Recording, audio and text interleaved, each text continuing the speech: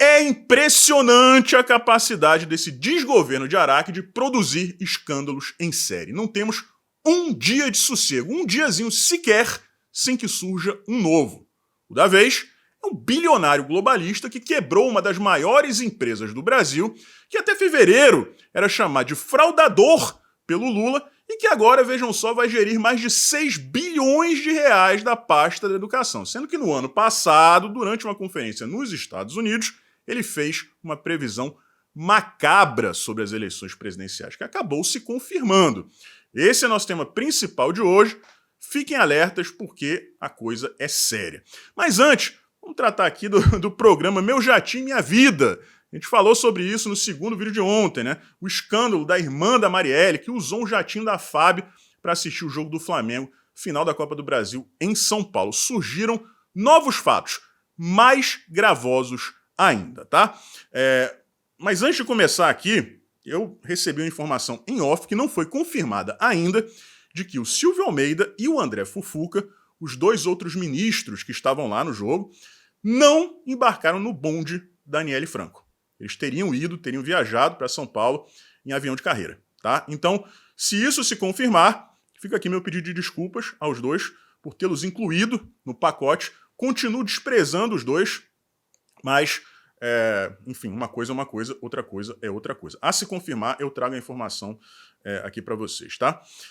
Outro detalhe interessante. O primeiro jogo da final da Copa do Brasil foi aqui no Rio de Janeiro. A sede da CBF é aqui no Rio de Janeiro. A Aniele Franco mora no Rio de Janeiro. Estava aqui no final de semana anterior. Por que ela não fez esse evento aí aqui no Rio de Janeiro? Seria muito mais barato, não precisaria de jatinho, né? Tava tudo ali, né? Era tudo conveniente. Mas não, tem que esbanjar. 130 mil reais, confirmamos o valor, 130 mil reais para levar a Aniele Franco e a sua gangue. Hoje eu posso dizer, com todas as letras, a sua gangue, para assistir esse jogo em São Paulo. Por que eu estou falando isso? Vejam esse print aí no canto da tela, que já está aí há um bom tempo, né? Uma das assessoras da Aniele, chamada Marcele Decoté, publicou isso nos stories dela no Instagram, né? Comentário racista. Vai ter gente que vai dizer assim, não existe racismo contra branco. A pessoa que fala isso é uma idiota completa, tá bom? Ela diz que a torcida do São Paulo, em tom crítico, é branca, descendente de europeu safade, né? Ainda usa aquela linguagem neutra, bizarra, né? E completa com uma frase que não faz muito sentido, né? Se você não coloca uma vírgula, mas está criticando também os paulistas, né? Ainda por cima são de São Paulo. Isso por si só já deveria gerar, no mínimo, o afastamento da assessora. Assim, mas sem pensar, é no automático, tá fora. Tudo bem que ia arrumar outra posição para ela ganhando o mesmo salário em algum outro lugar escondido, lá ninguém ia nem ficar sabendo, né? Mas tem que afastar, tem que dar o exemplo. Mas assim, é de imediato, não tem que ter reunião, não tem que ter nada. Mas não, vejam aí o título da matéria. Ela vai ser investigada. Investigada. O que você vai investigar depois de uma postagem dessa? Imaginem se fosse uma pessoa, independente de ser do governo Bolsonaro, de ser de esquerda, de direita, substituam aí as palavras. Torcida branca por torcida negra, para ver o que ia acontecer. É inadmissível que em 2023 ainda existam pessoas que achem que o racismo pertence à raça negra. Isso aí é preconceito. A gente está falando de uma pessoa que é assessora da ministra da Igualdade Racial. Isso aí, para mim, não é igualdade racial. Tá? E tem que lembrar de outra coisa aqui também. O sobrenome dela, se isso não é um apelido, né? Decoté é um sobrenome francês. Então eu acredito que ela seja descendente também de europeus brancos, né? Agora, detalhe mais interessante aqui, tá? A gente vai contrapor a declaração da Aniele Franco, depois que o escândalo apareceu, e a justificativa do ministério, da pasta que ela gere. E aí vocês não vão entender nada, assim como eu não estou entendendo. Vejam aí. Aniele se defendeu e alegou que a viagem com o avião da FAB era para fins profissionais, ligados ao Ministério da Igualdade Racial. ela tem participado de reuniões para discutir formas de combater o racismo nos esportes. Ninguém está reclamando por ela ter ido ao jogo, mas sim por ter usado o jatinho da FAB. E aí vocês estão vendo, se defendeu e alegou que a viagem com o avião da FAB era para fins profissionais. Agora vejam a nota publicada pelo Ministério da Igualdade Racial. Ainda que as postagens tenham sido feitas em momento de descontração, se referindo a Marcele, fora dos ritos institucionais e de tom informal, o caso será submetido a instâncias internas de investigação para apuração da conduta da servidora. Já disse aqui, não tem que apurar nada, não tem que investigar, tá? Muito claro. Agora, eles têm que se decidir, né? Foi uma postagem informal, né, em um momento ali fora dos ritos institucionais, como diz o Ministério, ou foi uma viagem profissional, como disse a ministra Aniele Franco. Com a palavra, a Aniele ou o Ministério, né, porque pelo jeito ela é só a cara. Porque se ela diz uma coisa e o Ministério diz outra completamente diferente, é porque, né, não saíram da mesma cabecinha. O fato aqui é que o abuso, né, o desrespeito ao dinheiro do povo voltou com força total, né? Se, já falei aqui para vocês, for confirmado que o Silvio Almeida e o André Fufuca foram em aviões de carreira, né, juntos ou separados, para você chegar para a Aniele e perguntar, minha filha, por que os outros ministros podem ir em avião normal e você tem que ir de jatinho da FAB? Tem as imagens também, galera. Assim, elas debocham. Ela, a Aniele e as assessoras, além da Marcele, tinha outras ali, debochando da CBF. Ironizando a diretoria do Flamengo. São todas torcedoras do Flamengo. Sacaneando o São Paulo. Cidadão de São Paulo também. Isso é um descalabro, gente. É um descalabro. Vou repetir aqui. É ridículo. Ridículo que estejam apurando a conduta. É ridículo que estejam investigando. Não há o que investigar. Esta mulher, Marcele Decoté, foi racista. Não existe outro termo. Uma pessoa que trabalha no Ministério da Igualdade Racial não pode, de maneira alguma, ser racista. Tá? Era para cair ela, era para cair a ministra, e, na verdade, esse governo nunca deveria ter existido. Chegamos então ao nosso tema principal de hoje. Antes de começar, pessoal, aquele alerta de sempre. A gente tem dois canais agora, um com 309 mil inscritos e outro com 102 mil inscritos. O maior é aquele que tinha sido bloqueado e foi recuperado. E o menor foi o que eu criei depois que esse aqui foi bloqueado. Tá? Lá, só cortes agora. São os vídeos mais curtos, tá? Trechinhos dos vídeos inteiros.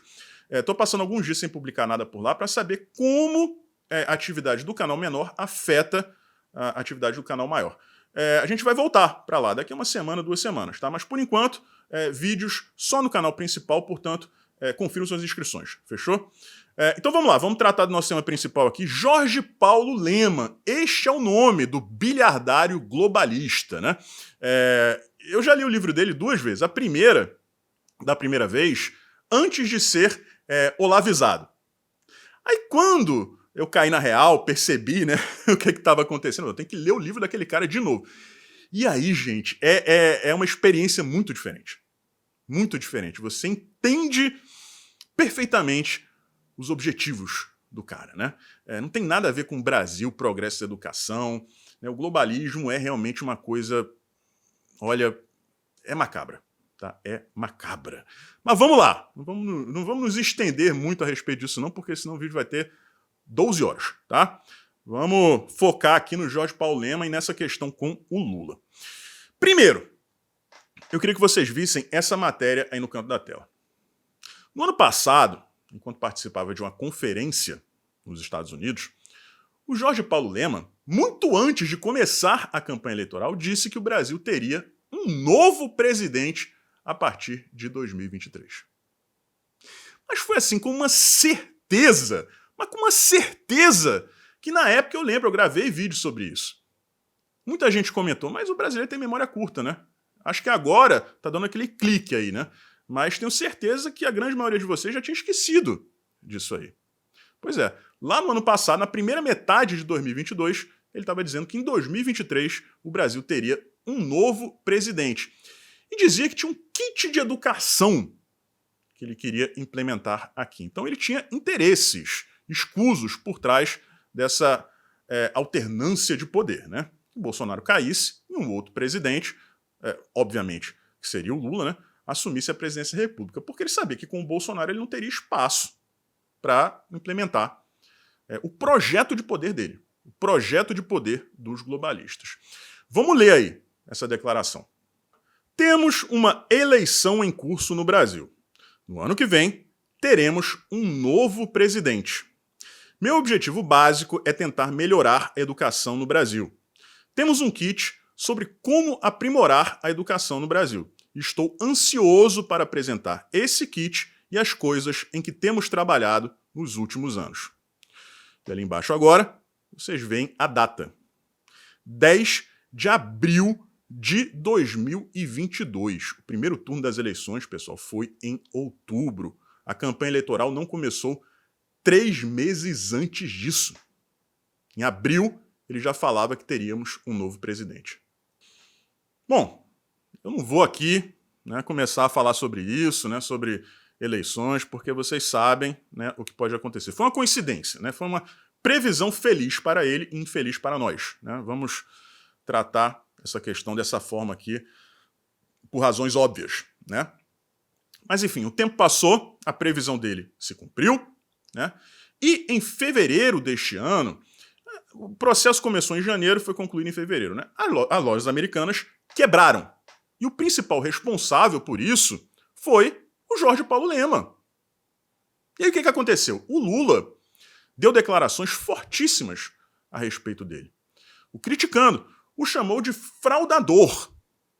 Só que o que acontece? Agora, neste mês, foi confirmado que o Jorge Paulo Lema, aquele mesmo cara que o Lula em fevereiro chamava de fraudador, responsável pela quebra das lojas americanas, né, só faltou chamar de estelionatário, de trambiqueiro, comparou ao Ike Batista, vai gerir 6 bilhões e 600 milhões de reais da pasta de educação.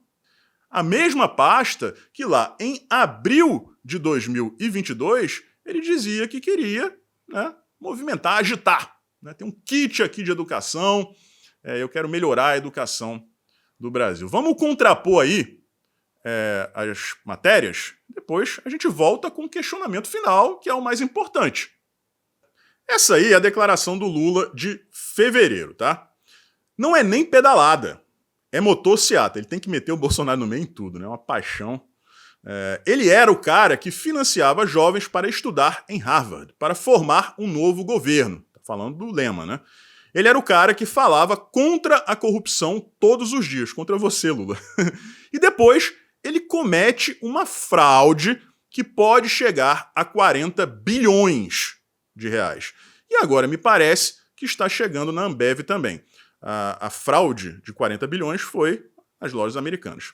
Vai acontecer o que aconteceu com o Ike Batista. Só que agora vejam essa matéria de agora.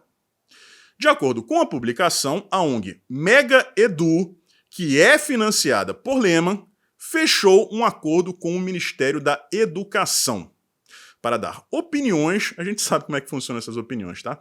Sobre a conexão à internet em escolas públicas e também foi alocada em um conselho do Ministério das Comunicações que define parte dos cerca de 6 bilhões e 600 milhões de reais destinados à conexão no ensino público. Então deixa eu ver se eu entendi aqui esse negócio, né? Um cara que em abril do ano passado diz que em 2023 teríamos um novo presidente. Ele claramente queria que isso acontecesse porque ele desejava oferecer o seu kit de educação ao novo presidente, porque ele sabia que com o Bolsonaro ele não teria vez. Tá? Isso em abril de 2022. Chega janeiro e fevereiro desse ano, ele quebra as lojas americanas. Como o próprio Lula disse, uma fraude de quase 40 bilhões de reais. O cara está tomando lição de moral do maior corrupto da história política do Brasil, quiçá do mundo, tá? Só que aí, poucos meses depois, o fraudador bilionário se torna gestor de 6 bilhões e 600 milhões de reais da pasta da educação, que era justamente a pasta em que ele queria meter o bedelho dele desde abril, pelo menos abertamente, desde abril de 2022, quando ele disse que o Bolsonaro ia perder. Então, gente, a pergunta que fica aqui é a seguinte: Lula, meu nobre pinguço, pudim de cana, o que mudou de fevereiro para cá? Por que em fevereiro o Jorge Paulo Lema era um sujeito perigoso, o próximo Ike Batista, responsável por uma fraude de 40 bilhões de reais, e agora ele está no teu governo participando de um conselho para gerir mais de 6 bilhões de reais? Eu tenho um chute, eu tenho uma opinião, que tem tudo a ver com também o segundo vídeo de ontem, o projeto Geraldo Alckmin, que é bancado pelos globalistas. Na minha opinião, na minha humilde opinião, isso é apenas uma opinião, isso é um aceno do Lula aos globalistas para tentar se manter no cargo. Tá? Então, é isso. Né? Eu queria que a esquerda me respondesse aí. Aliás, são duas perguntas. Né? Primeiro, como uma assessora do Ministério da Igualdade Racial pode ser racista? E segundo, como um cara que era chamado de fraudador em fevereiro, agora vai gerir bilhões de reais dos cofres públicos. Um forte abraço e a gente se vê por aí.